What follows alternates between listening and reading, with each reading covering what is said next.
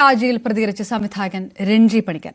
സത്യമെന്തെന്ന് കാലം തെളിയിക്കട്ടെ. രഞ്ജിത്ത് രാജിവെച്ച് സ്വന്തം താൽപര്യപ്രകാരമായിരിക്കും, സമ്മർദ്ദം കാരണമായിരിക്കില്ല.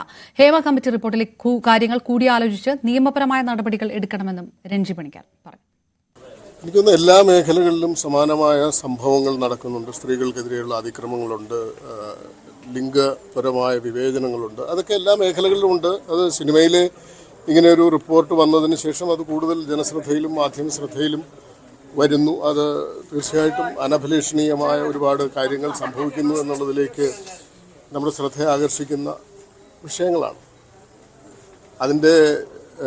അതിലെ യാഥാർത്ഥ്യം എന്താണ്, ആരോപണ സ്വഭാവം മാത്രമുള്ളത് എന്താണെന്നൊക്കെ ഇനിയുള്ള ദിവസങ്ങളിലാണ് നമ്മൾ തിരിച്ചറിയുന്നത്.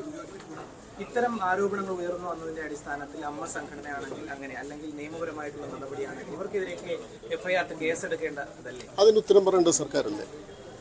നമുക്ക് അത്തരം അധികാരങ്ങളൊന്നുമില്ല. ഇത്തരം കാര്യങ്ങൾ, അതായത് ഇത്തരം വെളിപ്പെടുത്തലുകളുടെ അടിസ്ഥാനത്തിൽ അല്ലെങ്കിൽ ആരോപണങ്ങളുടെ അടിസ്ഥാനത്തിൽ എന്ത് നിയമപരമായ നടപടികൾക്കാണ് സാധ്യതയുള്ളത് എന്ന് പരിശോധിക്കാനുള്ള ഭരണകൂടം ഇവിടെയുണ്ട്, നീതിന്യായ സംവിധാനങ്ങളുണ്ട്. അത് അതിൻ്റെതായ നിലയ്ക്ക് അത്തരം കാര്യങ്ങൾ മുന്നോട്ട് പോകുമെന്നാണ് ഞാൻ പ്രതീക്ഷിക്കുന്നത്. രഞ്ജിത്തിന്റെ രാജി അഭികാമ്യമാണ് എന്ന് രഞ്ജിത്തിന് തോന്നിയതുകൊണ്ടായിരിക്കുമല്ലോ അദ്ദേഹം രാജിവെച്ചത്. ഒരു സമ്മർദ്ദത്തിന്റെ പുറത്താണ് എന്ന് ഞാൻ കരുതുന്നില്ല. ഒരു ഔചിത്യത്തിന്റെ പേരിൽ തന്നെ ആയിരിക്കാമല്ലോ അദ്ദേഹം രാജിവെച്ചത്. അദ്ദേഹം അതിൽ കടിച്ചു തൂങ്ങാൻ ശ്രമിക്കാത്തിടത്തോളം കാലം അദ്ദേഹം അങ്ങനെ തീരുമാനിച്ചു എന്നുകൂടി വേണം മനസ്സിലാക്കാൻ. സംശയമല്ലോ? ഏത് മേഖലയിൽ എന്തെങ്കിലും മാറണം. സിനിമാ മേഖലയിൽ മാത്രമല്ല, മാധ്യമരംഗത്തടക്കം മറ്റു മേഖലകളിലടക്കം സമൂഹത്തിൻ്റെ നാനാവിധമായ എല്ലാ മേഖലകളിലും സമാനമായ പ്രവണതകളുണ്ടെങ്കിൽ അത് ഒരു ജനാധിപത്യ സമൂഹത്തിൽ അല്ലെങ്കിൽ നമ്മുടെ ഒരു പരിഷ്കൃത സമൂഹത്തിൽ വെച്ച് ഉറപ്പിക്കാവുന്നതല്ല, അത് മാറണം. റിപ്പോർട്ടിന്മേൽ പല തലത്തിൽ നടപടികൾ ഉണ്ടാവണം. അപ്പോൾ അതിന് കോടതിയുടെ പരിഗണനയിലാണ്. കോടതിയുടെ നിർദ്ദേശങ്ങൾക്ക് വേണ്ടി സർക്കാർ ഒരുപക്ഷെ കാത്തു നിൽക്കുകയാണ്. സർക്കാർ നിയമോപദേശങ്ങൾ തേടുന്നുണ്ടാവും.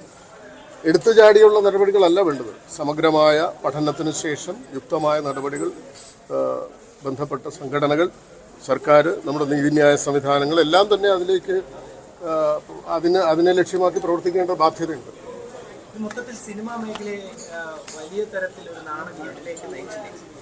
ഏത് മേഖലയിലാണെങ്കിലും ഇത്തരം ആരോപണങ്ങളും ഇത്തരം വെളിപ്പെടുത്തലുകളും സ്വാഭാവികമായിട്ടും വലിയ അഭിമാനക്ഷതം ഉണ്ടാക്കുന്നതാണ്. അതല്ലേ ഞാൻ പറഞ്ഞത്? അല്ല, അതല്ലേ ഞാൻ പറഞ്ഞത്? തീർച്ചയായിട്ടും സിനിമ വലിയ ജനശ്രദ്ധ ആകർഷിക്കുന്ന ഒരു മേഖലയാണ്. ഒരുപക്ഷെ മറ്റു പലതിനെയും അപേക്ഷിച്ച് സിനിമയിൽ പ്രവർത്തിക്കുന്നവർ, സിനിമയിലെ താരങ്ങൾ അല്ലെങ്കിൽ താരപരിവേഷമുള്ള ആളുകൾ, സിനിമാ സംഘടനകളൊക്കെ വലിയ ജനശ്രദ്ധ ആകർഷിക്കുന്ന കേന്ദ്രങ്ങളാണ്. അപ്പോൾ സ്വാഭാവികമായിട്ടും ഇത്തരം ആരോപണങ്ങൾ വലിയ അഭിമാനക്ഷതമുണ്ടാക്കും, വലിയ ബുദ്ധിമുട്ടുകളുണ്ടാക്കും. അതൊക്കെ പുനഃപരിശോധിക്കപ്പെടേണ്ടുന്ന ഒരു സാഹചര്യത്തിലേക്കാണല്ലോ പോകുന്നത്. നിങ്ങൾ അന്വേഷിക്കൂ, നിങ്ങൾക്കല്ലേ അന്വേഷണ സംവിധാനങ്ങളുള്ളത്? ഉണ്ടോ? പറയൂ. നിങ്ങൾക്ക് സംശയം ഉണ്ടെങ്കിൽ പറയൂ.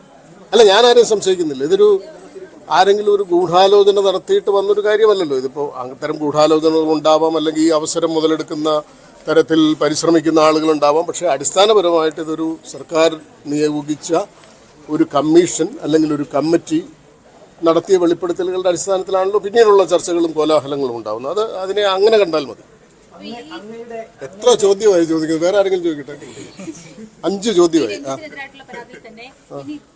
പരാതി ഉണ്ടെങ്കിൽ പരാതി നൽകുകയാണെങ്കിൽ മാത്രം തുടർ നടപടി എന്ന രീതിയിലാണ് സർക്കാർ മുന്നോട്ട് പോകുന്നത്. അങ്ങനെയല്ലേ സർക്കാരിന് മുന്നോട്ട് പോകാൻ പറ്റുള്ളൂ. നേരത്തെ തന്നെ ഈ നടിമാർ ഉൾപ്പെടെ പറഞ്ഞിട്ടുള്ള കാര്യം, പലർക്കും ഇത് പുറത്ത് പറയാൻ സ്വാഭാവികമാണ്. നഷ്ടപ്പെടുന്നുണ്ട്, സ്വകാര്യത നഷ്ടമാകുന്നുണ്ട്, നീതി ലഭിക്കാത്ത സാഹചര്യമുണ്ട്. അത്തരം സാഹചര്യങ്ങൾ കൊണ്ടാണ് അവര് പുറത്തേക്ക് പറയാൻ മടിക്കുന്നത്. അപ്പോൾ നീതി ഉറപ്പാക്കണ്ടേ? ഇത് പരാതി മുന്നോട്ട് നീതി ഉറപ്പാക്കണ്ട എന്നൊരു നിലപാട് ആർക്കെങ്കിലും ഉണ്ടോ? നീതി ഉറപ്പാക്കണ്ട എന്ന് ഏതെങ്കിലും സർക്കാരിനൊരു നിലപാടുണ്ടോ? ഏതെങ്കിലും പ്രസ്ഥാനങ്ങൾക്ക് നിലപാടുണ്ടോ? മാധ്യമങ്ങൾക്കുണ്ടോ? സിനിമയ്ക്കുണ്ടോ?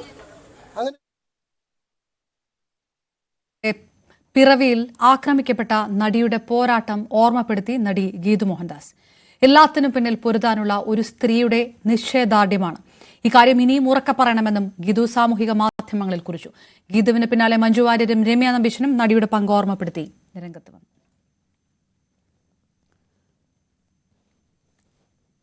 സിദ്ദിഖിന്റെ രാജി